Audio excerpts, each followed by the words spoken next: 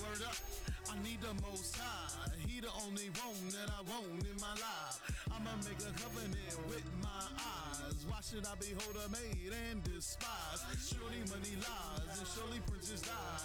Every mouth lies, but not the Most High. He the one who hear the cries and the heart he tries. He never breaks ties, I'll never compromise. I played him beat times, he took away the shine. He put me on the grind, I had to get refined. I'm starting from behind, I'm running out of time. This is a state emergency. Yahweh Elohim, please come close to me. Yahweh Elohim, please come and hold me. Yahweh Elohim, please come and help me. Yahweh Elohim, please come and help me. Yahweh help me. Yahweh hold me. I need you, Yahweh, to please come close to me. Yahweh, I need your help, I need your spirit, I'm destitute, I've been in trouble, confusion of faith belong to me, I've sinned. Yahweh, please help me. Yahweh, please hold me, I'm your baby, your son. Yahweh, please come close to me, I need you, Yahweh, to touch me. Yahweh, you inspire me. Yahweh, help me, mighty Elohim. Why do the heathen rage? Your people, we have turned our backs. Yahweh, please come help me. Yahweh, come close to me, I need you, Yahweh, please come close to me. Yahweh, help me. Please come close to me. Yahweh, help me. Yahweh, close to me. I need you, Yahweh,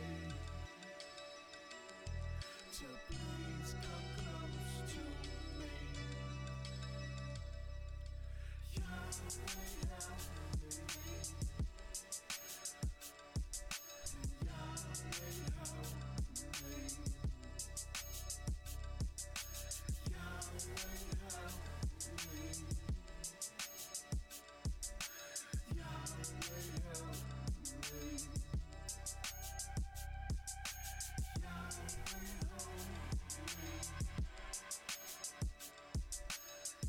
Yahweh, help me. I need you, Yahweh, to please come close to me. I need you, Yahweh.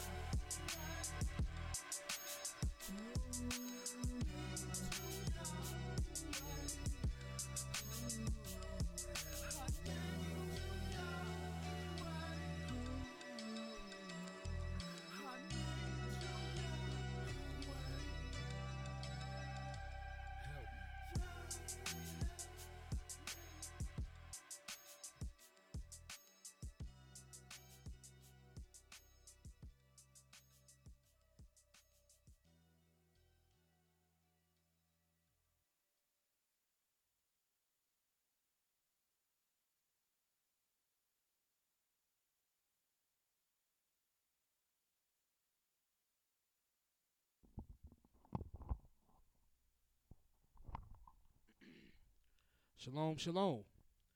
Giving all honor, all glory, and all praises to the Holy One of Yisrael, whose name alone is Yahweh. It is a great honor to be able to give praises to the Most High in the little sanctuary that He has set for His people. I'm your host for this evening, Mowreh ObediYAH Yisrael of the House of Yisrael, located at 1907 Vine Street. And we're giving all honor, all glory, and all praises to the Holy One of Israel, whose name alone is Yahweh. Now, who is Yah?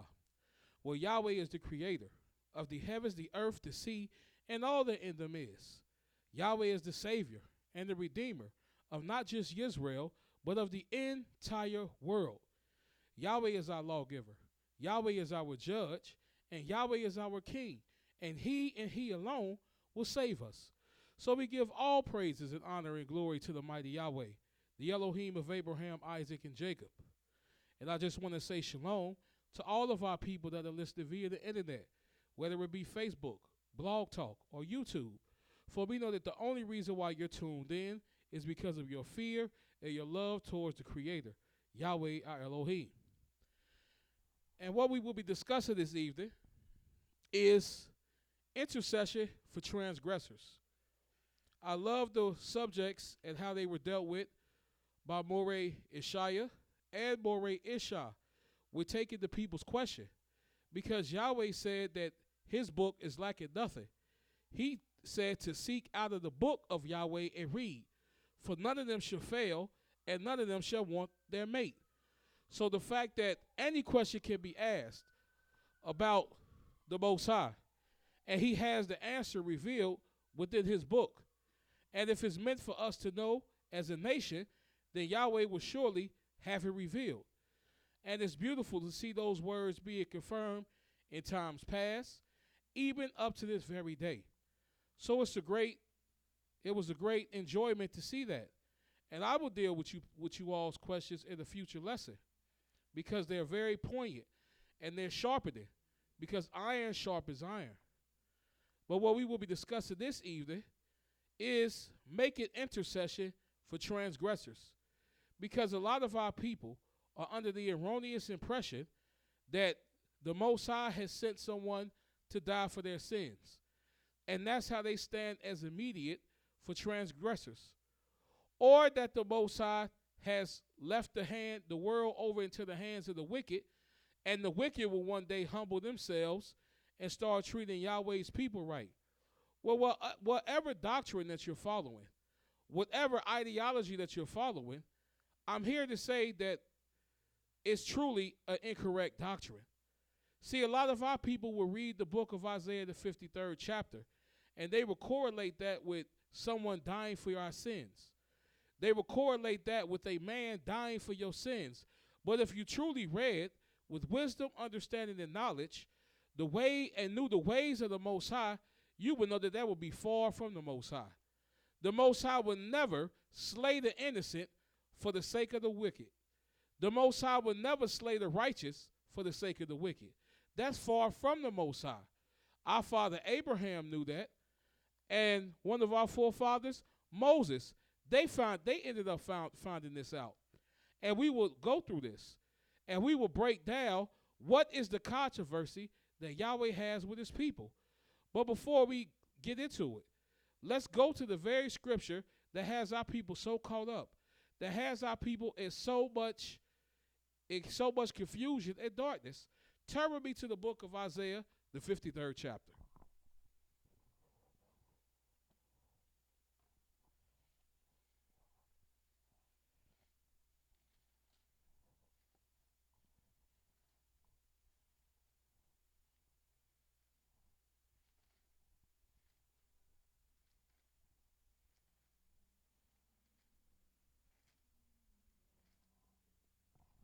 And for the sake of time, we're not going to read the entire chapter.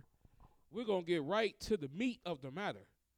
And I'm going to just read the last 3 verses in Isaiah, the 53rd chapter, and the 10th verse. Well, I'm going to start at the 9th verse.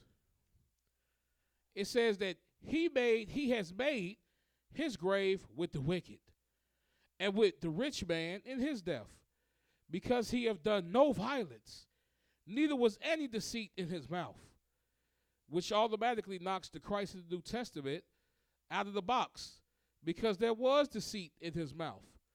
Any man that tells you that you have to hate your father, hate your mother, hate your wife, hate your sons, hate your daughters, even your own self to be his disciple, that's nothing but deceit in his mouth, because that's not the ways of Yahweh. But let's continue reading. It said, but yet it pleased Yah to bruise him. He hath put him to grief, whom thou shalt make his soul an offering, for he shall see his seed. He shall prolong his days, and the pleasure of Yahweh shall prosper in his hand. He shall see of the travail of his soul, and shall be satisfied. And by his knowledge shall my righteous servant justify many, for he shall bear their iniquities. And therefore will I divide him a portion with the great, and he shall divide the spoil with the strong, because he hath poured out his soul unto death. For he was numbered with the transgressors, and he bare the sin of many, and made intercession for transgressors. Now, who is this speaking of? People will say, man, you can't see that? It's bright as day. That's speaking about Yehoshua or YAH'S or JC. When absolutely that's not speaking of a man at all. That's speaking of the remnant of Yahweh's people. And why would I say that? Why do we say this? Why do we know for without a shadow of a doubt that it's not speaking about a man dying for the sins and transgressions of the world or for the people or the children of Israel? Why do you say that with so much confidence? How can you say that? It's obvious by the descriptions, Obadiah, that that's speaking of a man dying for the sins. Well, let's see if that's in the law. Let's see if that's in the testimony. Turn with me to the book of Deuteronomy, the 24th chapter.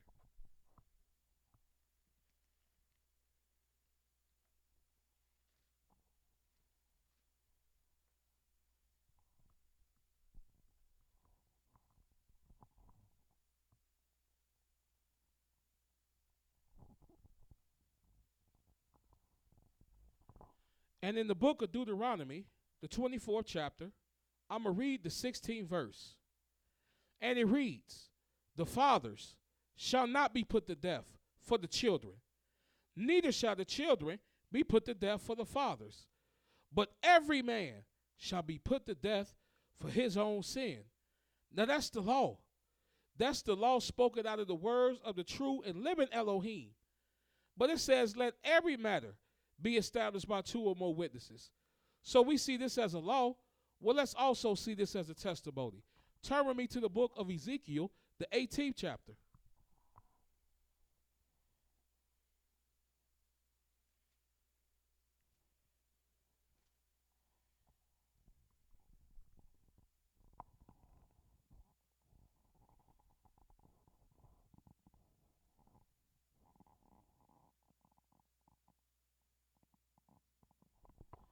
In Ezekiel, the 18th chapter, I'm going to start reading at the 18th verse.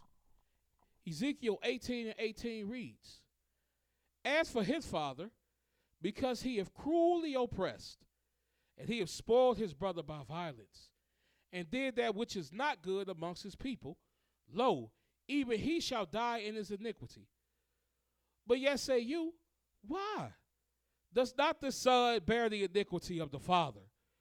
When the son have done that which is lawful and right, and have kept all my statutes, and have done them, he shall surely live. And in verse 20, the soul that sitteth, it shall die. The son shall not bear the iniquity of the fathers, neither shall the fathers bear the iniquity of the son. The righteousness of the righteous shall be upon him, and the wickedness of the wicked shall be upon him. So now the matter is established. Yahweh's not taking no funky body for a sacrifice for the sins of the world, nor for the sins of his people. So in the book of Isaiah, the 53rd chapter, when it's speaking of making intercession for transgressors, you can automatically cast out that's not speaking of a man dying for the sins of Israel or dying for the sins of the world. When this says making intercession for transgressors, Yahweh is looking for something specific. Yahweh is seeking something specific. And Yahweh wasn't finding what he was seeking. And what was Yahweh seeking? What was the true and living creator of Abraham, Isaac, and Jacob? What was he seeking?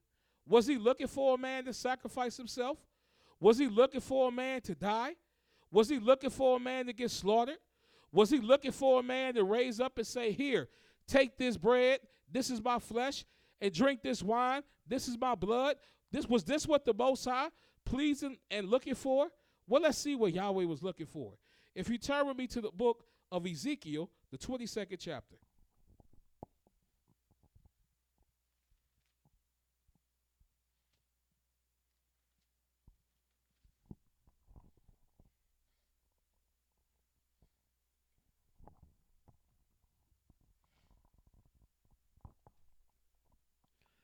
Because anytime that there's violence, anytime that there's wickedness, anytime there's oppression, this is what the Most High is looking for in his righteous servant. In the book of Ezekiel, the 22nd chapter, I'm going to start reading at the 29th verse. And it reads, "The people of the land have used oppression and exercised robbery and have vexed the poor and needy. Yet they have oppressed the stranger wrongfully. And I sought for a man amongst them that should make up the hedge and stand in the gap before me for the land, that I should not destroy it, but I found none." This is what Yahweh is looking for. This is the intercessor for the transgressors. This is what the Creator is looking for. Yahweh said, now who gonna stand in the gap that I don't have to destroy the land and all the people? Who's gonna make this intercession? Who's gonna look at this wickedness and say, it's enough? We have offended the Most High enough. We have transgressed against Yahweh enough. Now it's time to stand in the gap. Now it's time to sacrifice ourselves, sacrifice sleep, sacrifice family time, sacrifice all the pleasures that you want to make sure that you study in Yahweh's word, that you meditating on Yahweh's word day and night, and that you constantly meditating on the words of Yahweh so that you can stand in the gap, because you know it's many of your people that's not. It's many of your people that's not considering. It's many of your people that's doing wickedly, and they think that everything is just okay with being wicked. Well, who's going to stand in the gap? And Yahweh said he was looking for this. He saw a man that should make up the hedge and stand in the gap before me in the land, that I should not destroy it. And Yahweh said that he found none. And this is the condition that most of our people are in today. You looking for someone to stand in the gap and plead and petition for you, and instead you got a bunch of people telling you not to keep the laws of the Most High, not to serve the Most High, not to make yourself holy unto the Most High, not to keep the laws that Yahweh has laid before us, not to keep the holy days that Yahweh has laid before us that he said that we could keep in captivity, not to make yourself holy none whatsoever. And little do our people know, or little do our people realize, that there's ways that you can make intercessions for transgressors even to this very day. But most of our people are not considering these ways, because what we've been raised up by these heathens, they've made us selfish. So now we all in it for self. And if it don't benefit me, then why should I care what happens to you? Why should I testify to the people? Well, all they're going to do is murmur against me. All they're going to do is talebear against me. All they're going to do is just talk about my imperfections. So why should I stand in the gap? They're not doing anything for me. Well, Yahweh looking for a special spirit. And this type of spirit is going to be found in the remnant of his people. The type of spirit that he's looking for is a faithful spirit. Turn with me to the book of Deuteronomy, the 4th chapter.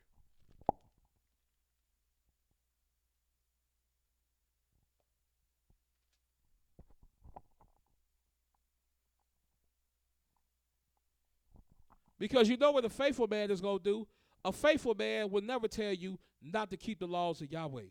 A faithful man will never tell you to not keep the commandments of Yahweh. A faithful man will never tell you that you in captivity, so when in Rome, act as the Romans. A faithful man, a faithful servant of Yahweh will never instruct you in the way. Why? Because he knows that these laws, statutes, judgments, and testimonies are for a witness to the nations. And the nations will witness of the wisdom, understanding, and knowledge of this law. In the book of Deuteronomy, the 4th chapter, I'm going to begin reading at the 6th verse. And it reads, "Keep therefore and do them, for this is your wisdom and your understanding in the sight of the nations." Now, what is Yahweh talking about? Is he talking about going to work, working a 9 to 5? How about getting your bachelor's degree, your associate's degree? Is this showing the nations your wisdom and your understanding? No, this is showing this is how you are able to incorporate and ingratiate yourself amongst your enemies. But Yahweh said, keep these laws, statutes, and judgments. He said, for this is your wisdom and your understanding in the sight of the nations. which shall hear all these statutes and say, surely this great nation is a wise and understanding people.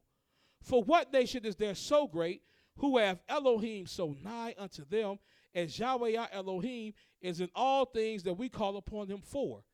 And what nation is there so great, that has statutes and judgments, so righteous as all this law which I set before you this day?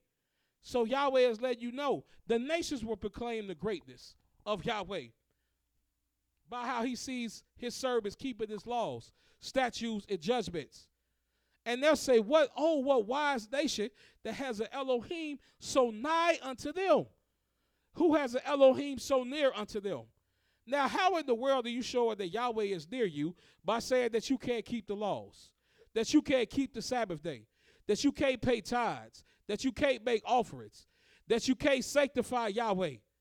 How is that showing the nation that you wise? No, all you showing the nation is that you tricked, and your tricks, they worked.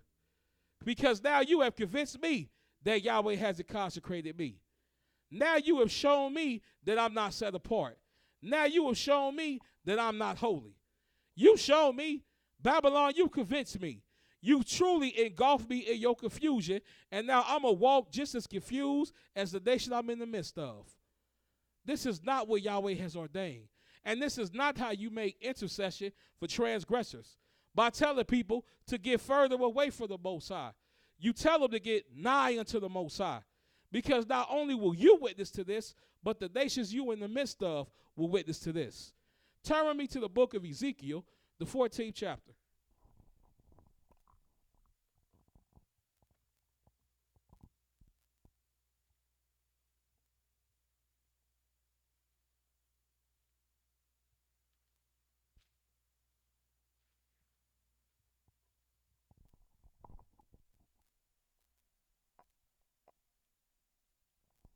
Because this is why we can't buy none of this. A man died for our sins.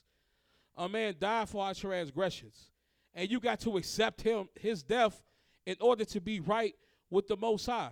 Because Yahweh didn't only testify to one man that was righteous man in the earth. He testified to 3 righteous men in the earth. But let's read to what Yahweh testified to. In the book of Ezekiel, the 14th chapter, and I will begin reading at the 14th verse. Ezekiel 14:14 reads, though these 3 men, Noah, Daniel, and Job were in it, they should deliver but their own souls. And by their righteousness, saith Yahweh, if I cause noisome beasts to pass through the land, and they spoil it, so that it be desolate, that no man may pass through because of the beasts.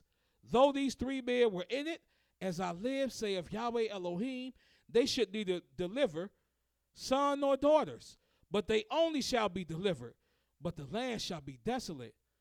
Or if I bring upon a sword in the land, and say, sword, go through the land, so that I cut off man and beast from it. Though these 3 men were in it, as I live, saith Yahweh, they shall deliver neither son nor daughter, but they shall only be delivered themselves. So this is what Yahweh is telling us. Yahweh is telling us, look, if I send the pestilence, if I send the sword, if I send famine, no matter what I send through the land, these 3 men that was in the earth, who I personally identified as righteous men, who I personally identified as wonders, these 3 men, even though they in this earth, they can't even save their own sons and daughters. They can only save their own soul. But you better believe that they were going to attempt to make intercession for transgressors. Why were they going to make intercession for transgressors? Because of one reason. Because they servants of Yahweh.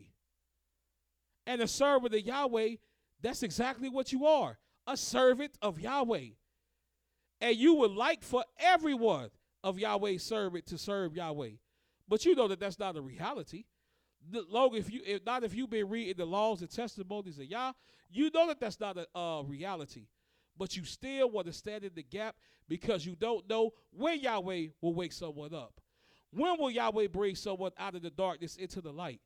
So you want to stand as an intercessor. You want to stand as a guard. You want to witness to the works of the Most High, because maybe a transgressor in that moment would change. But why these three men? Why Noah, Daniel, and Job? Well, let's see the works of these men. Turn with me to the book of Genesis, the 6th chapter.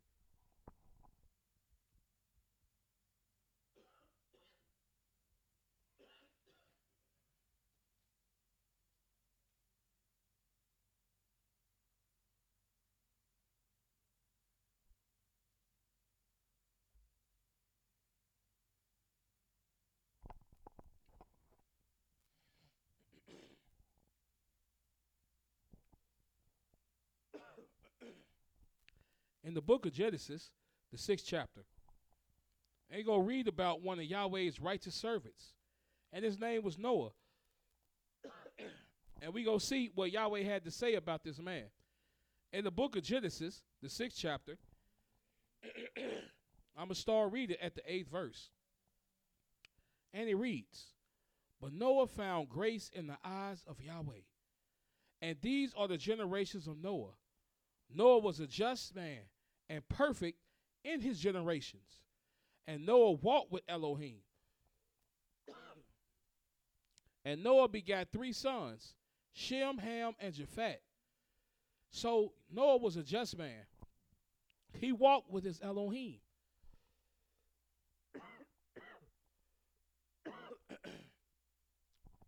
And you know what that means? He was one with his Elohim. So you know what that means. When Yahweh rested, Job rested. When Noah rested. If you ask most of our people, was Noah a righteous man? Most would attest to, yeah, he was righteous. Well, did he keep the Sabbath day? I can't tell you. Well, is keeping the Sabbath day righteous? Well, yes. Well, then he kept the Sabbath day. Did he keep the laws? I can't say. Is keeping the laws righteous? Yes. Well, then he kept the laws. No matter what laws he had knowledge of at that moment, he kept laws. And he walked with his Elohim. How else are you going to walk with the Most High? You think you going to walk with the Most High by just being a rebel? You going to walk with the Most High by doing the opposite of what he's commanded? Absolutely not. You have to be upright. You have to be just. And you have to walk with your Elohim if you expect to make intercession for transgressors. Because look at the very next verse. Verse 11. "The earth also was corrupt before Elohim, and the earth was filled with violence." So how you going to be an intercessor for transgressors if you acted like the people of the world today? With the earth being full of violence. The earth being full of corruption. Plenty of people just disregard the laws of the Most High. Plenty of people disrespect the words of the Most High. Won't even acknowledge that there's a creator. Now, how are you going to make intercession if you're behaving like them? If you walking like them? And what was the testimony in Noah? Yahweh said that the earth was corrupt and full of violence, so he commanded Noah to do one thing that he's commanded his people today. Be holy. You're going to have to separate yourself. How did he command him to be holy? He said, build you an ark. Build you an ark. And when you build you an ark, put your family on it. Because my judgment is going to rain upon earth. Literally rain upon earth. 40 days and 40 nights. And that's exactly what Yahweh did. He seen the corruption, and he said, I'm going to destroy the earth. But he told Noah, build the ark. And put your wife, put your family on there. Put your sons on there. Put your wife on there. Put their wives on there. And you load up the ark. And you go take 7 clean beasts. And you go take 7 unclean beasts. Now, how, if Noah wasn't keeping the law, how would he know the clean beasts from the unclean beasts? It would be absolutely impossible. See, this is why our people don't read. Now, you'll ask them, did Noah keep the law? I don't know if he kept the law. Well, how would he know clean beast from unclean beast? And what would have happened if he would have not hearkened to the words of Yah? If he said, look, I'm going to be a Christian, and I'm going to eat some of this pork or this boat, then you know what? Him and his family would have got consumed. Because that's what happens when you make intercession for transgressors. You sacrifice wickedness. You sacrifice perverseness. You sacrifice evil, not your body, not your blood. You sacrifice the transgression. That's how you make intercession for transgressors. By being an example. Now, if people want to follow this light, then they will. But the vast majority won't. But you think Noah was upright and perfect just for himself? No, he knew he had family. And he feared Yahweh because he knew the wrath of Yahweh. But the vast majority of our people don't. And that's the reason why there is no urgency for us to stand in the gap. There is no emergency to make intercession for the transgressors because the fear of Yahweh is void. Now that's a conversation. Now that's a debate. Now that's a discussion rather than just actions being put out. But this is speaking about Noah. Well, what about Daniel? What did Daniel do when he was brought into captivity? This is one of the biggest controversies that we have in Israel today. Because as soon as you try to proclaim righteousness, most will jump up and say, you can't do that. You in captivity, man. You can't do that. You in captivity, man. No, you can't do that. You in captivity. So when you in captivity, this is not your dwelling. This is not your land. This don't belong to you. You can't do this. You can't do it, man, because this is not your This is not your land. You got to wait till you get home to be righteous. You got to wait till you get home to be an intercessor for transgressors. Well, what good would that do the rest of the world? By then, it's too late. And how will you think you're going to make it home acting as the same people you supposed to be standing in the gap for? It's impossible. But what did Daniel do when he was brought into captivity? Well, let's read. In the book of Daniel, the first chapter, if you turn with me there.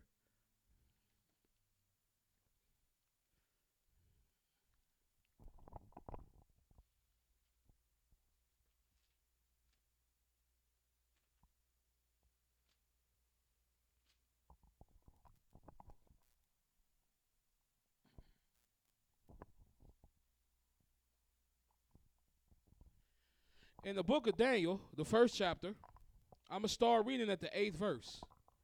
In Daniel, first chapter, in the 8th verse, it reads, now this is when they were brought into captivity, and instantly Daniel knew we're in a dire situation. So the first thing I got to do is I got to sanctify Yahweh of hosts himself and make him my fear and make him my dread. And the first thing I know that they're going to try to defile me with is what goes into my mouth. So I'm going to sanctify myself unto Yahweh in this very moment. And let's look at what he did. In Daniel, the first chapter, the 8th verse, but Daniel purposed in his heart that he will not defile himself with the portion of the king's meat, nor with the wine which he drank. Therefore he requested of the princes of the eunuchs that he might not defile himself. Now Elohim had brought Daniel into favor and tender love with the prince of the eunuchs. And the prince of the eunuchs said unto Daniel, I fear my master the king, who have appointed you meat and your drink.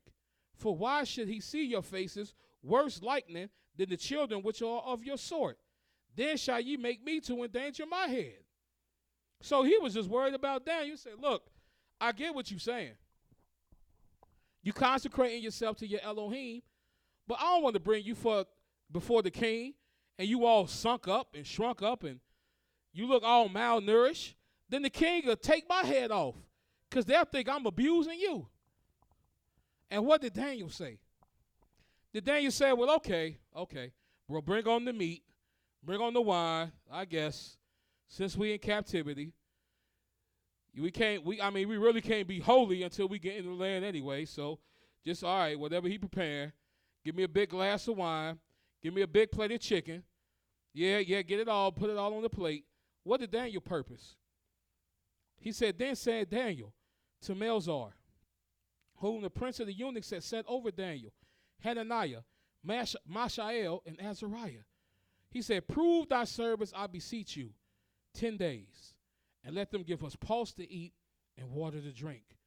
Then let our countenance be looked upon before you, and the countenance of the children that eat of the portion of the king's meat. And as you see, deal with your servants. So he consented to them in this manner, and proved them 10 days. And at the end of 10 days, their countenance appeared fairer and fatter in flesh than all the children which did eat the portion of the king's meat. Now, does that mean that these were just some bomb vegetables, some bomb fruits, some bomb water? No, because this man purposed in his heart to set himself apart unto Yahweh. Yahweh nourished him. Yahweh gave him his sustenance. Yahweh made their faces full. And their faces was fuller. They were more healthier than all the people that was eating of the king's meat. Because they had consecrated themselves unto Yahweh. Because they were standing in the gap. Because they know that Yahweh said, prove me. And they were proving Yah. And when they were seen, their countenance was better than anyone that wasn't proving themselves through Yahweh. Now you're going to look at this and say, did they keep the law in captivity? Well, if you would purpose yourself to do this just for what you're eating and what you're drinking, then why would it be a far stretch to say that they weren't rested on the Sabbath day? That they wasn't paying tithes and offerings? Why would you keep just not a part of the law and not all the law? Yahweh said, cursed be the man that not confirms all the word of this law to do it. Not some of it, not half of it, not 75% of it. And Daniel purposed that he wasn't going to defile himself.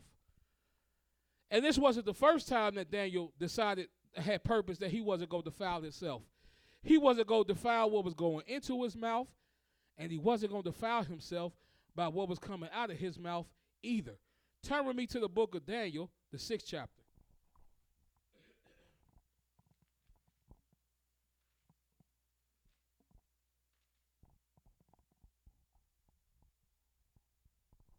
And what are we discussing this evening? We are discussing making intercession for transgressors. Who's going to stand in the gap? Who's going to say enough is enough? The wickedness is spread. We get the message. We in the land of the polluted. We in the land of the confusion. But I got to stand in the gap for my people. Who's going to stand up and say this? Well, there was 3 righteous men in this earth. 3 wonders in this earth that did it. And we reading about the second one. Yahweh's servant, Daniel. In the book of Daniel, the 6th chapter, I'm going to start reading at the 8th verse. And it reads, Now, O king, establish the decree and sign the writing, that it be not changed, according to the law of the Medes and Persians, which altereth not. Wherefore, King Darius signed the writings in the decree. Now, this was a decree that for 30 days, nobody could bow down or praise or serve or pray to their prospective Elohim. No one. But they had to bow down and they had to come out with they tinkling ornaments and songs to this idol that they done built up. And they only did this for one reason, because Daniel was keeping the law. And they said, well, man, we can't find nothing against this man. We can't find he's cordial. He's polite. He's an upright fella. We can't find, the only way that we could find him guilty is if he transgressed against his Elohim. And they passed a whole decree. And you don't think that this is happening today? You don't think that laws and statutes are being passed to turn you from serving your Elohim? They absolutely are. But look at what Daniel did. Now when Daniel, in verse 10, now when Daniel knew that the writing was signed, he went into his house. You talk about being bold as a lion. He knew the bill was signed. He said, okay, Y'all really trying to, you really gonna press it. You really trying to test to see if I'm strong with my Creator. You think that not eating the king's meat or drinking this wine, you think that it stops there? Well, okay, I'm going to sit here and I'm going to wait for you to sign his decree. Now, when the decree was signed, we're going to read. We're going to see if Daniel just said, you know what, forget it, man. Bring out the idol. We're going to turn up. We're going to turn up on this idol. And then at nighttime, I'm going to apologize to Yahweh. Because it's not my land anyway. We're in captivity. We're in the land of our enemies. So I'm going to serve this God that the Medes and Persians done set up. Was this the mentality of Daniel? Well, let's read.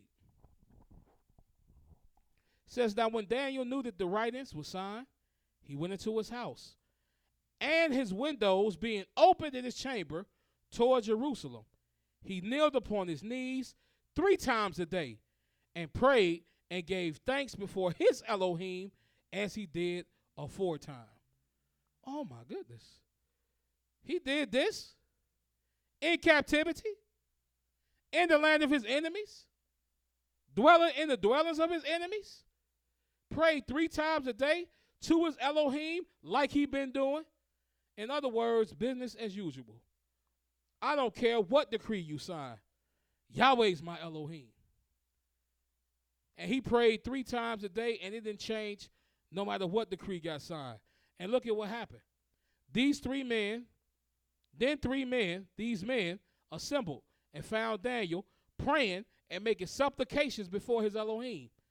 Then they came near and spake before the king concerning the king's decree. Hast thou not signed a decree that every man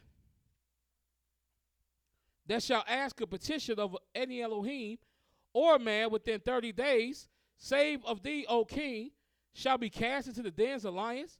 The king answered and said, the thing is true, according to the laws of the Medes and Persians, which altereth not. Then answered they and said before the king, that Daniel, which is of the children of the captivity of Yehudah, regardeth not you, O king, nor the decree that thou hast signed, but maketh his petition 3 times a day. Oh my goodness. Said this man made a petition. They made a petition. And why 30 days? It's ironic that you'll see that, because a lot of our people say a month don't have a number of days. They talking about 29 days. And you won't see a decree being passed for 29 days nowhere in the scriptures. But this decree was for 30 days. Why? Because this is what a month is. And they said for a whole month, nobody prays to their Elohim.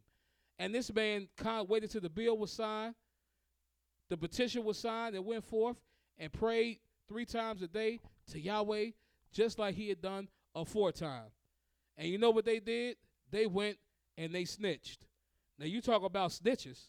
This is what they did. They went and snitched. And they said, then you passed the decree? The king said, yeah, that's what the Medes and Persians said. Well, this man prayed to his Elohim. Just like he making petitions to his Elohim. This man standing in the gap. And you know why? Most of our people are scared to witness for Yahweh for this very reason.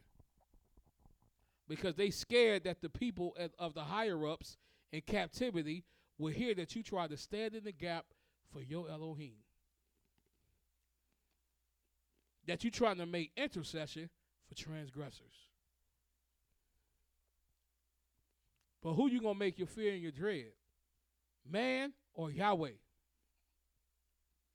Well, Daniel made Yahweh his fear. Daniel made Yahweh his dread. And you know what? They threw this man in the lion's den. And you know what happened to him? Nothing. Yahweh was with him. Yahweh protected him. And they pulled him up out of the lion's den. And the same man that was trying to get this man judgment rendered on him, they got through in the lion's den. Them and their family. And the lions tore them to pieces. Why? Because that's the law. said, when you raise up and you be a false witness, the same judgment that you tried to get put on that man, that same judgment will be put on you.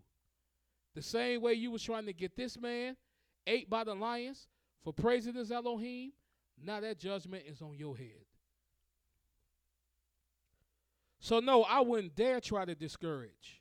We wouldn't dare try to discourage anyone from not keeping the law, statutes, and judgments. We wouldn't dare try to petition and tell anyone you shouldn't follow Yahweh wholly or fully. We wouldn't dare tell you that we in captivity and our hands are tied behind our back. So we just got to act like we are in captivity. No, we going to say we going to be strong, we going to be courageous, and we going to stand in the gap and make intercession for transgressors. Because this is what the cloth of our forefathers, this is what they were cut from. And why, if it was good enough for Noah, if it's good enough for Daniel, then it's good enough for me. But let's read to see what happens. Why Noah, Daniel, and we're going to read about the last one, Job. Let's read and see what was so special about Job. Turn with me to Job, the 1st chapter.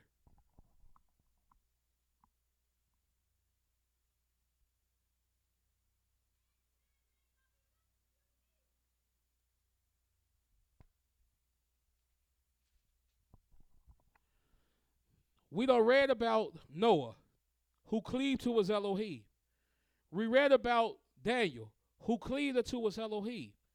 Now we go read about another patriarch, Job.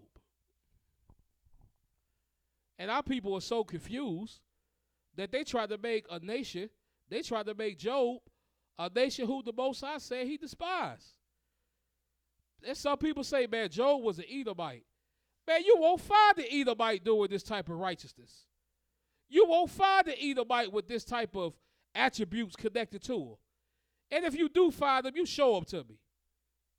You call me up, 513-915-9169, and you show me an Edomite in the scriptures, in the laws and statutes, testimonies of Yahweh that had the spirit like this man Job. In the book of Job, the 1st chapter, and the 4th verse. Well, no, I'm going to start at the 1st verse. It says, there was a man in the land of Uz, whose name was Job, or Iob. And that man was perfect and upright, and one that feared Elohim, and he eschewed evil.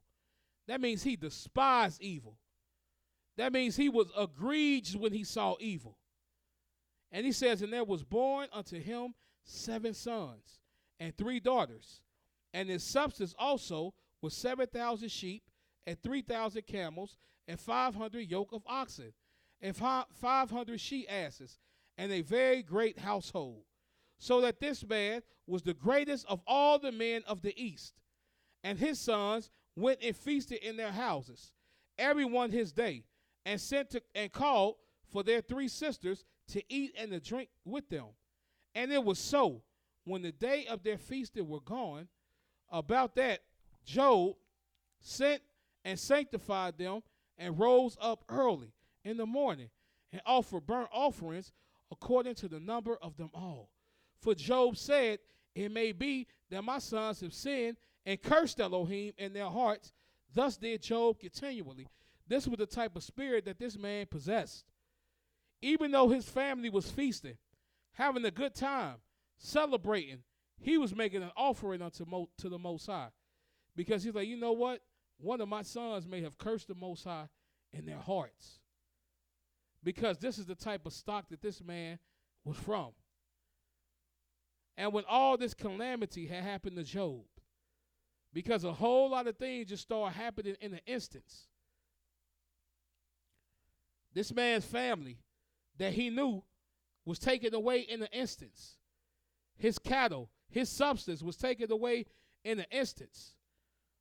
And this man still will hang on to his integrity. And look at, let's skip on over to the 20th verse. After all this that happened to this man, all this affliction, look at what Job said. Then Job arose in verse 20. Then Job arose and rent his mantle and shaved his head and fell down upon the ground and worshipped. It didn't say he started cursing the Most High. He just started saying, look, man, I think it's a black cat running around or something. No, he rent his clothes, shaved his head, fell on the floor, and he worshipped. And he said, naked came I out of my mother's womb, and naked shall I return thither. Yahweh gave, and Yahweh have taken away. Blessed be the name of Yahweh. And in all this Job sinned not, nor charged Elohim foolishly. Now all this that happened to Job, and he blessed Yahweh. Now all Yahweh put upon us is a 400-year captivity, and now you got fools saying you can't even keep the laws. You got fools saying it don't matter what the name of Yahweh is. You got fools saying you can't keep the Sabbath. You got fools saying you can't pay tithes and you can't make offerings. You shouldn't extend your hand out to the poor. In other words, they telling you don't make no intercession and don't stand in the gap. You fall when everybody else fall because we intend on falling. Now, is this the righteous spirit? Is this the testimony that Yahweh has put in his book for us to have? Or is this the opposite of what Yahweh has put? Well, this is the opposite of what Yahweh has put. This is not what Yahweh has intended for his people. This is not how Yahweh has said to make intercession for transgressors. By trying to tell people, in order to be right with the Most High, you got to be rebellious with the people. Because if you're not keeping the laws of Yahweh, then whose laws are you keeping? If you're not confirming the testimonies of Yahweh, whose testimonies are you confirming? And if you're not walking in the ways of Yahweh, then whose ways are you walking in? How in the world can you say you serve Yahweh and then not be keeping his laws? That's an oxymoron. That's like saying I'm the cleanest person in this world, but I only wash my body once a year. People say, how in the world you say that? It's an oxymoron. That's how. And the world has got our people not making intercession for transgressors because the ways that we don't learn from these heathens, they're all together backwards. They're all together ways that are not right. As we spoke about earlier, Yahweh never had the testimony a man dying for your sins. A man laying down his life for your transgressions. This has never been acceptable in the eyes of the Most High. And you want to know why I say that? You want to know why I can say this with so much confidence? Because it's a testimony in Yahweh's book. Turn with me to the book of Exodus, the 32nd chapter.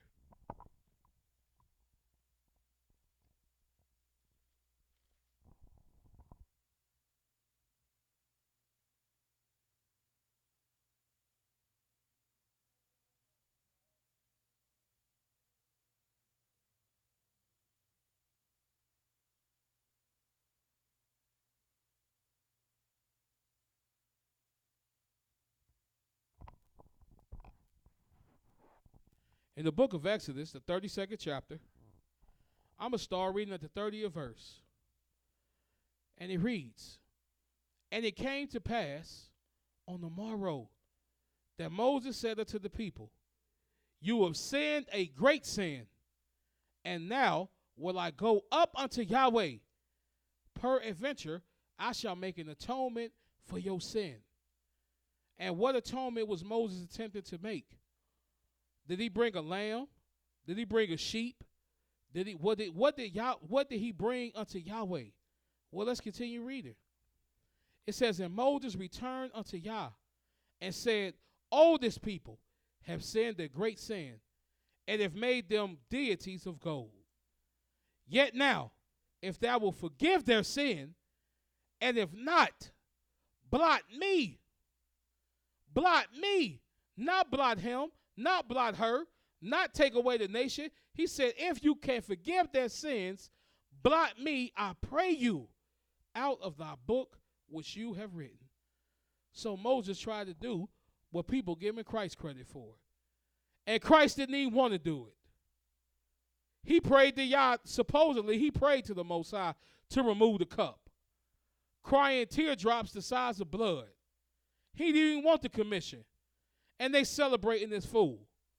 But you had a servant that say, look, if you can't forgive these people for their sins, and I know they committed a great sin. They made false idols of gold. But please, Yahweh, if you can't forgive their sins, then blot me out of the book. And look at what Yahweh said. Did Yahweh say, I think I will do that? I think I will. No, look at what Yahweh said. It says, and Yahweh said unto Moses, whomsoever have sinned against me, him will I blot out my book. Yahweh already said that Moses was the meekest man in his house.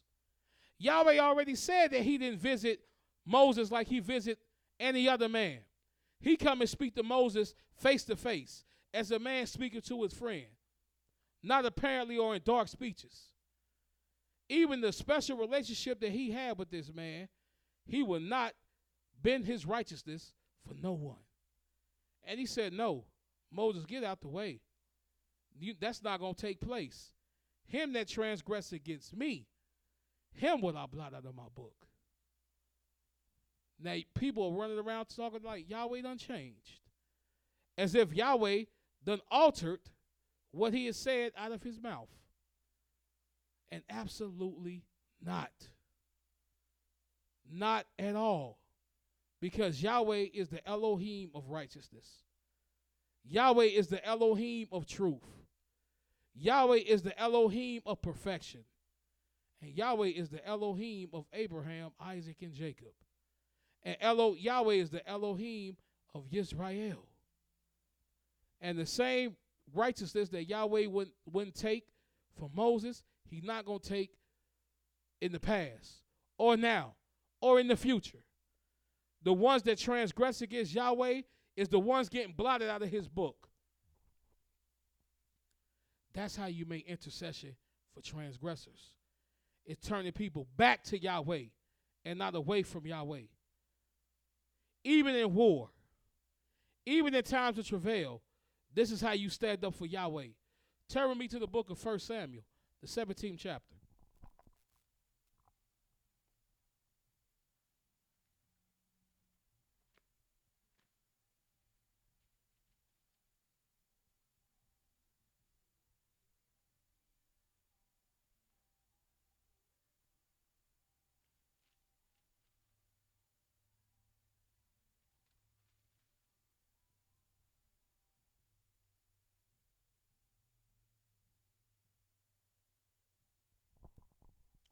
Because we're going to read about one of the patriarchs in Yahweh's book, another wonder.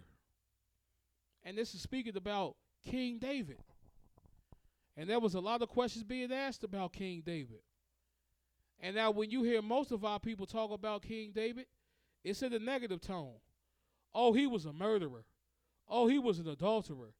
Oh, he was this and he was that. They'll call him everything, but they won't say, man, that was one of the most boldest servants of Yahweh that ever stood up in this book that you will ever read about. Kings, princes, warriors didn't stand up like King David did. And this was a man in his youth that stood up for Yahweh. In the book of 1 Samuel, the 17th chapter, I'm going to begin reading at the 23rd verse. And it reads, and as he talked with them, behold, there came up the champion, the Philistines of Gath, Goliath, by the name, out of the armies of the Philistines, and spake according to the same words. And David heard them. And the men of Israel, when they saw the man, fled from him, and were sore afraid. And the men of Israel said, have ye sent this man that is come up? Surely to defy Israel is he come up? And it shall be that the man who killeth him, the king will enrich him with great riches, and will give him his daughter, and make his father's house free in Israel. And David spake to the man that stood by him, saying, but what shall be done to this man that killeth this Philistine? and taketh away the reproach from Israel. For who is this uncircumcised Philistine that he should defy the armies of the living Elohim? That's what David was concerned about.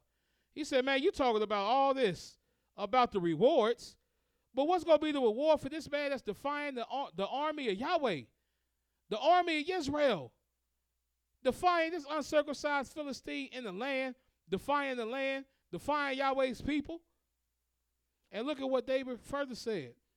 If we skip on over to the 43rd chapter, to the 45th verse.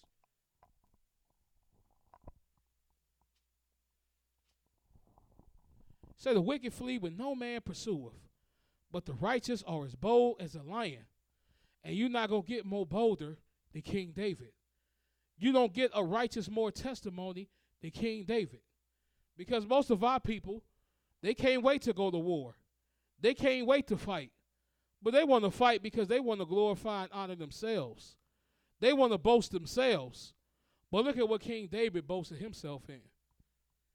In the 45th verse, it says, this said David to the Philistines, man, you come to me with a sword and with a spear and with a shield, but I come to you in the name of Yahweh of hosts, the Elohim of the armies of Yisrael, whom you have defiled. This day will Yahweh deliver you into my hand, and I will smite you and take thy head from you, and will give the carcass of the host of the Philistines this day unto the fowls of the air and to the wild beasts of the earth, that all the earth may know that there's an Elohim in Yisrael. And all the assembly shall know that Yahweh saveth, not with sword and spear, for the battle is Yahweh's, and he will give you into our hands. So anytime you go into war, you know the battle don't belong to you. The battle belongs unto Yahweh. And he knew that Yahweh would deliver him into his hands. Why? Because Yahweh fights for us. No wonder the scriptures say it's Yahweh that teaches my hand to fight. Because the only way we will defeat your enemies is with Yahweh. The only way your enemies will flee from you is because of Yahweh. And King David knew this. That's why this man is a wonder. That's why Yahweh said he has found a man with a heart likened unto his. Because he knew that this man was bold as a lion. But he wasn't going to be bold just to boast himself up. He was going to be bold to praise Yahweh. Because King David was standing in the gap. He wasn't trying to get the spotlight. He said, look, man, this uncircumcised Philistine is defying the armies of Israel. So he defying Yahweh. And none of y'all going to stand up? None of y'all going to witness for Yah? Well, I'll do it. Because at one point or another, intercession has to be made for transgressors. Someone has to stand in the gap. And Yahweh looking for a man to do this. And Yahweh said he hasn't found none. Turn with me to the book of Isaiah, the 42nd chapter.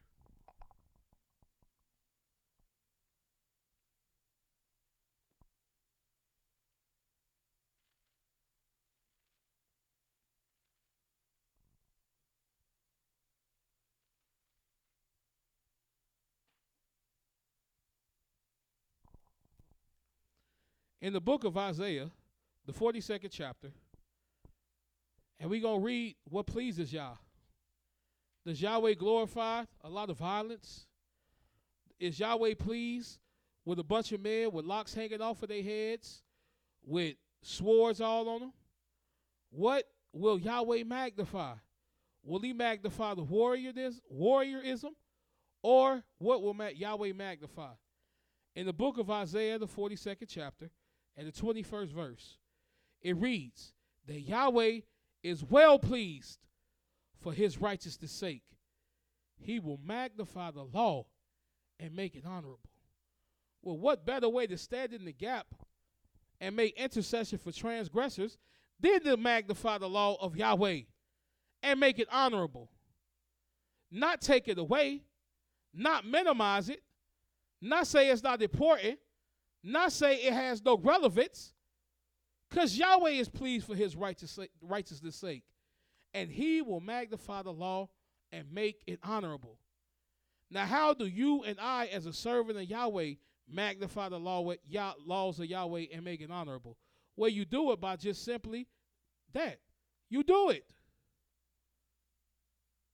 When Yahweh says that I am Yahweh thy Elohim, which have brought thee out of the land of Egypt, out of the house of bondage, thou shalt have no other Elohims before me. When someone asks you, is there an Elohim besides Yahweh? No. There's nothing. No one. Zip, zout, zero besides Yahweh. You could bring me the New Testament. You could bring me the Quran. You could bring me the book of Egyptology. You could bring me any book you please. There is none besides Yahweh. Yahweh's book is timeless. Yahweh's book gets more beautiful the more you read it. It ages gracefully. These other false books of damnation, they age like bananas. Very fast, get very ugly, and you just put them away after a certain while. Should have put these books away as soon as they handed them to us. Because all it has is taken us away into darkness, into utter confusion. And it has us not standing in the gap for Yahweh.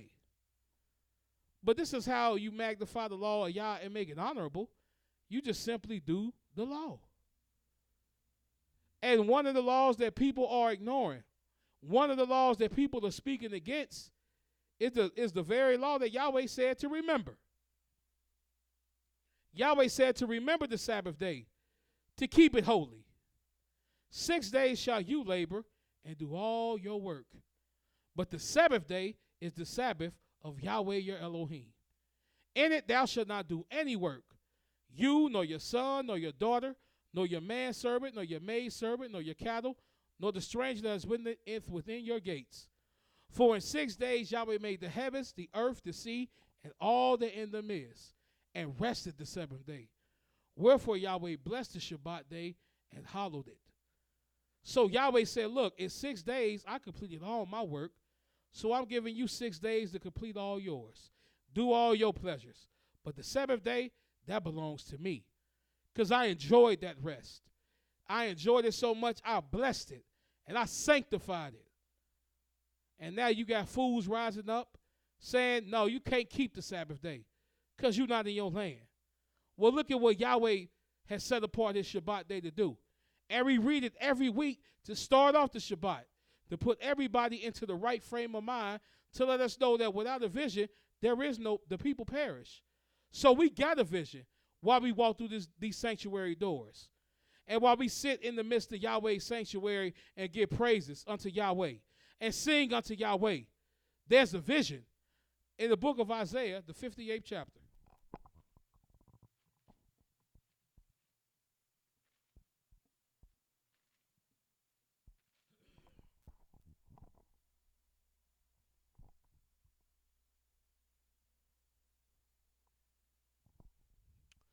And in the book of Isaiah, the 58th chapter, I'm going to start reading at the 13th verse.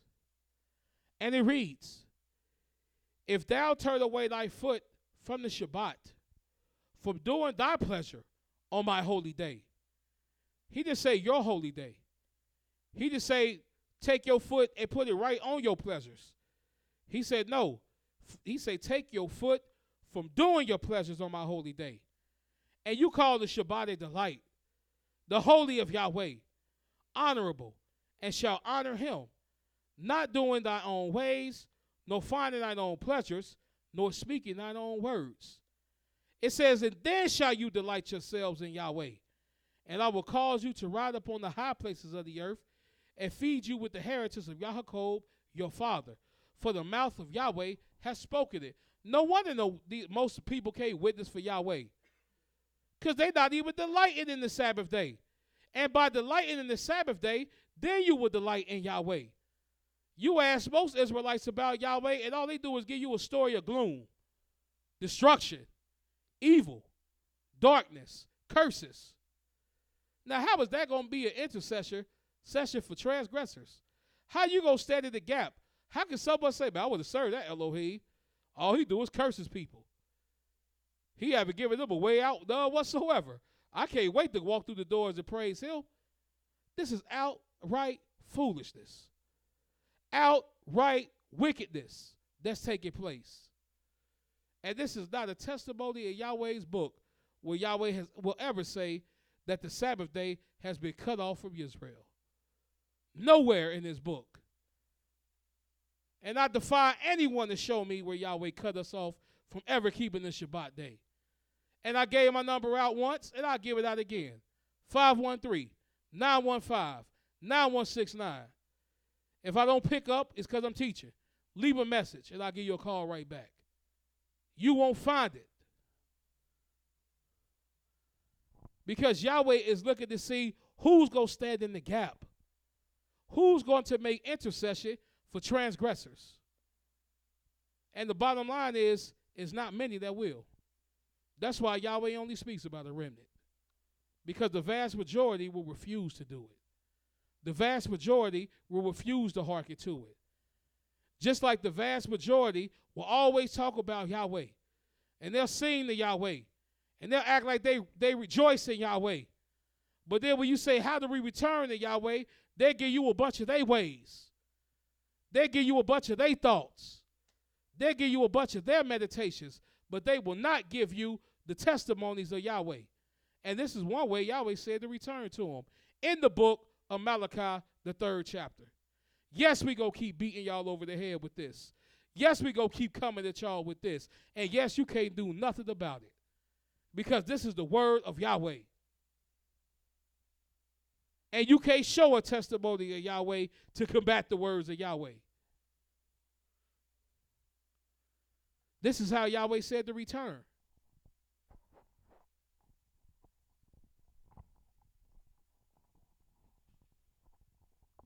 In the book of Malachi, the 3rd chapter, I'm going to start reading at the 10th verse. He says, bring ye all the tithes into the storehouse, that there may be meat in my house. And prove me thou herewith, saith Yah of hosts, if I will not open you the windows of heaven and pour you out a blessing, that there shall not be room enough to receive it. And Yahweh said, bring all the tithes into his storehouse. Bring it to his house so he could get the glory, so he could get the honor, so he could get the praise. If you and I going out and we just distribute it to who we guess it, then we trying to get the glory and praise. Bring it to Yahweh's house. People always want to argue and say, well, the tithes don't go to this person. The tithes don't go to that person. Man, the tithes go by the priest. Well, then you point out a Levite. Because the Levites got the tithes as well. Now, unless you can show me who the Levites are, and unless you can show me every fatherless, every widow, every stranger, you can show me all these people and bring them to me, guess where I'm going to bring them to? Yahweh's house. Because that's how Yahweh said he go get his glory. He go get his praise. Now, whatever you think that you're doing, whatever these spiritual idiots think that they out here doing and testifying to, I don't know. But it's not to the glory of Yahweh. It's not to the honor of Yahweh. And you sure not standing in the gap by telling people not to pay it, to not make an offering unto Yahweh, not make an offering unto you. As it was said this past Shabbat day, not one teacher in the house of Israel is on salary, getting paid anything to do this. Matter of fact, it's costing money to come praise Yahweh in the sanctuary. And it's worth every penny. Because the scriptures let you know that you buy the truth and you sell it not. So we ain't getting paid nothing. Well, I can't even say we're not getting paid nothing. We're not being compensated by the people. Our compensation comes from Yahweh. And we've been collecting tithes. And we've been collecting offerings. And you know how many curses Yahweh has put upon the house of Israel? None for doing it. How can you say it's a curse when over 150 people were just fed a couple of weeks ago? And over 77 souls was fed this week. We got to up the ante on the works to do because the abundance of Yahweh is flowing out of his house. So no, you don't see it because you're not putting in no work. You don't see it because all you doing is offering lip service. You don't see it because all you doing is staying on social media posting. But you're not putting in no work for Yahweh. But Yahweh said, bring the tithes to his storehouse. And look at what Yahweh said that he will do. Since people want to say, well, that's just for the land. Well, if it's just for the land, why is this one of the blessings? In verse 11, and he says, I will rebuke the devourer for your sakes, and he shall not destroy the fruit of your ground, neither shall your vine cast her fruit off before the time in the field, saith Yahweh. And all nations shall call you blessed, for you shall be a delightsome land, saith Yahweh of hosts. So this is for a testimony for the whole world to witness to. Not just individuals in Cincinnati. Not just individuals in the overseas. Not just the individuals in South America. All the nations are going to witness that we are Yahweh's people. So when you contributing to a movement. A movement that wasn't started by no Moreh here. None before us and none after us. This is Yahweh's plan. This is what Yahweh has ordained, not us. And this is how you make intercession for transgressors. Turn me to the book of Zechariah, the 8th chapter.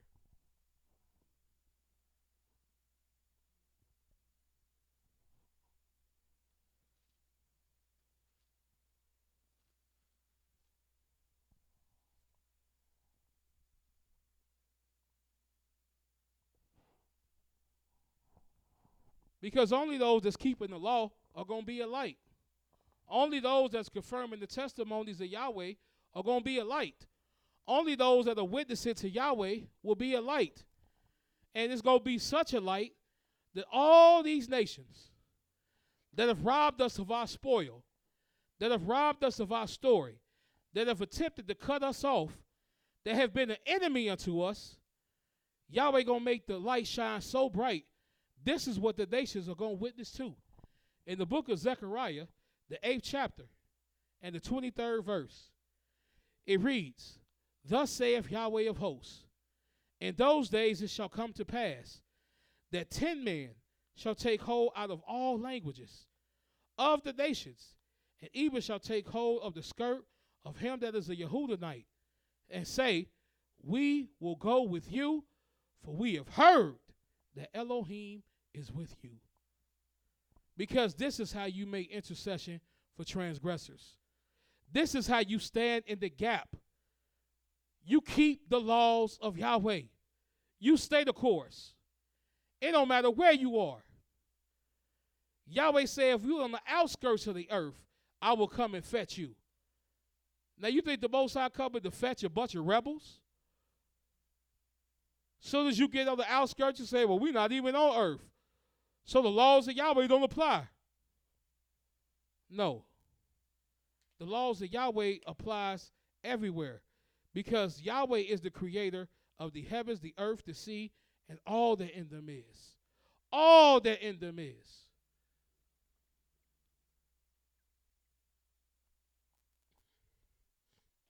And this is how you make intercession for transgressors. This is how you stand in the gap. This is another way how you do it. In the book of 2 Chronicles, the 20th chapter.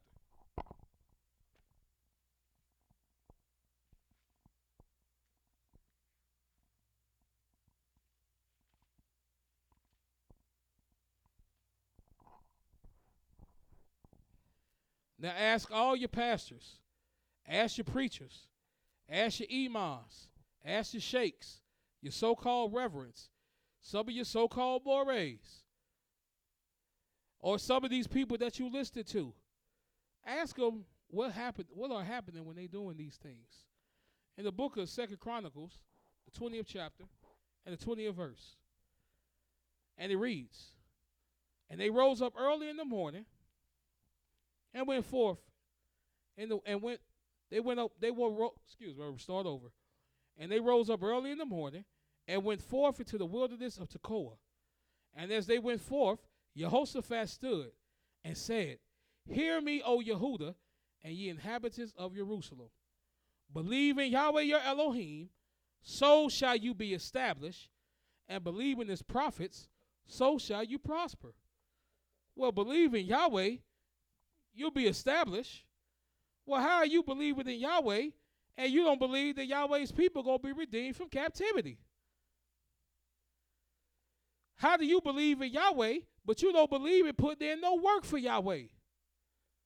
How do you believe in Yahweh when you won't even rest in Yahweh? And how do you believe in Yahweh when you haven't provided no meat for Yahweh's house? That's why most of these spiritual idiots are not established, because they don't believe in Yahweh. And then they sure don't believe in the latter part, believe in his prophets, so shall you prosper, because they don't even believe that there's prophets. They can point out false prophets all day long, and they can tell you what man isn't a prophet and what man is falsifying falsely in the name of Yah. But they can't point out one man that's giving you the truth in the name of Yah. And like the scriptures say, a false balance is an abomination unto Yahweh. If there's false prophets in the earth, then there has to be true prophets in the earth. How do I know that there's true prophets in the earth? Because someone has to stand in the gap. Someone has to make intercession for the transgressors. It has to be done. And because our people don't believe it, or they refuse to see it, they won't witness to it. So therefore, they not standing in the gap. Turn with me to the book of Ezekiel, the 6th chapter.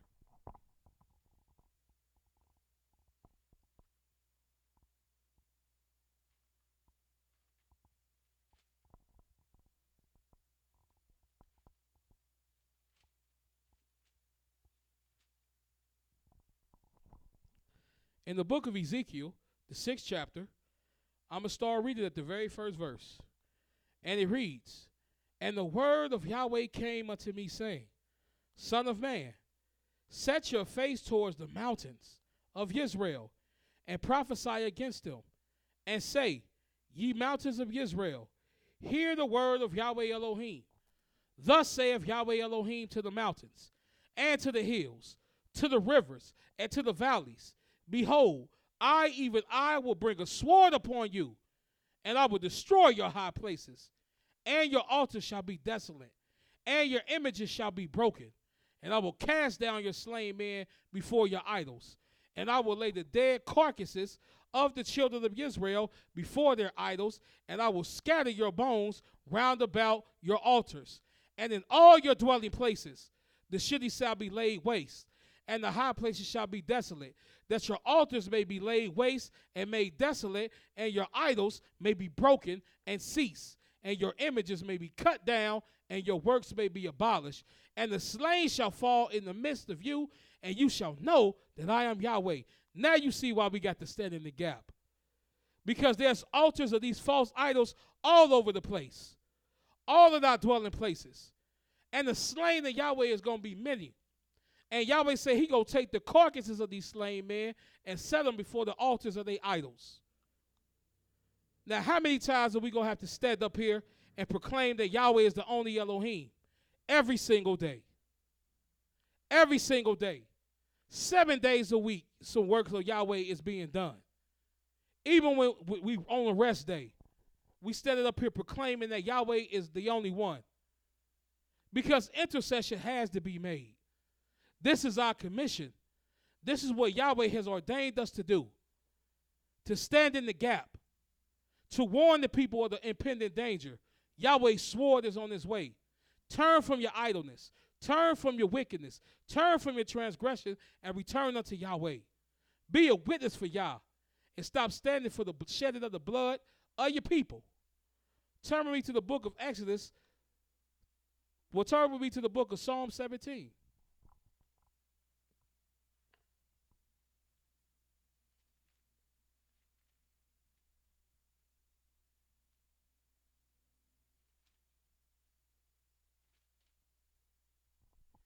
In the book of Psalm 17, I'm going to start reading at the very first verse.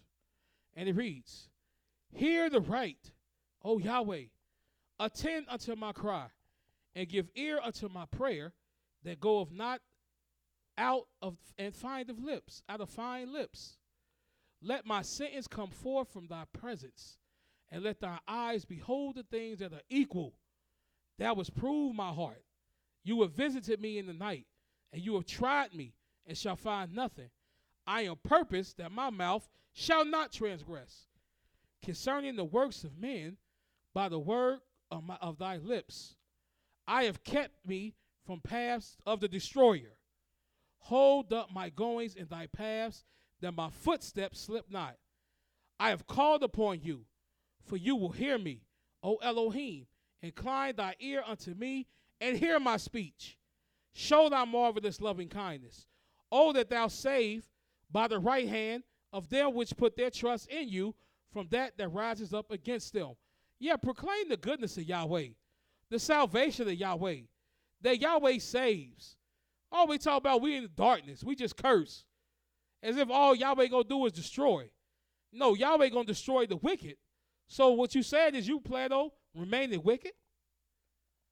Because Yahweh's hand of salvation is unto his people. Yahweh's saving arm is unto his people. And this is what we got to realize. This is why this is of the utmost importance. And the last scripture we're going to go to is in the book of Deuteronomy, the 32nd chapter.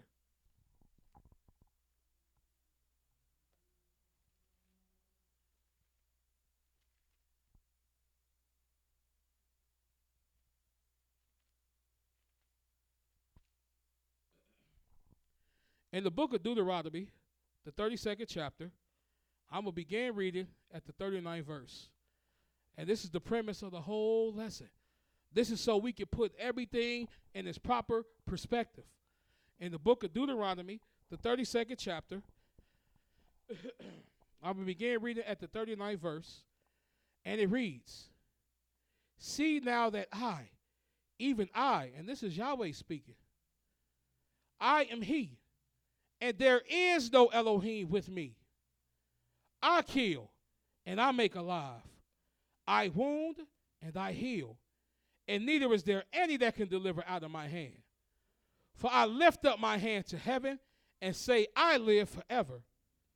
And if I whet my glistering sword, and my hand take hold on judgment, I will render vengeance to my enemies, and I will reward them that hate me. And I will make my arrows drunk with blood, and my sword shall devour flesh, and that with the blood of the slain and of the captives from the beginning of the revenges upon the enemy. Yahweh kills, and Yahweh makes alive. Yahweh heals, and it's Yahweh that destroys. And Yahweh's vengeance is going to destroy his enemies. So anytime someone stands up and tell you what you can't do for the Most High and what you shouldn't do for the Most High, and you could go to the testimonies and to the law, and you can see Yahweh telling you to do this, that all they doing is standing for the sword to be glistering upon you and be wet with your blood. 60 seconds. And Yahweh's arrow to be wet with your blood. But if they witness it to that, then you know that they're not making intercession for the transgressors. They're not standing in the gaps.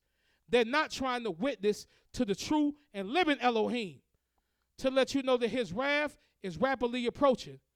And we're not seeking to be in the midst of his destruction. We're seeking to be hidden from it. We're seeking to be brought to another place where we don't even have to see it. Because the slain of Yahweh will be many. And yes, they're going to rise up. And they're going to say everything I've said is a lie. Or anything that any teacher get up here and say is a lie. And they're going to say that you a lie. Because really what they said is, I want you to be right there with me when Yahweh vengeance is recompense upon me. But I implore you, I beg of you, don't fall for the okie doke. Stand with Yahweh, because Yahweh say none will be disappointed that wait and put their trust in him. So let's be righteous. Let's be holy. Let's be strong and courageous and stand in the gap and make intercession for our people that are out transgressing. So until tomorrow, Yahweh loves you, and so do we at the house of Israel. Shalom.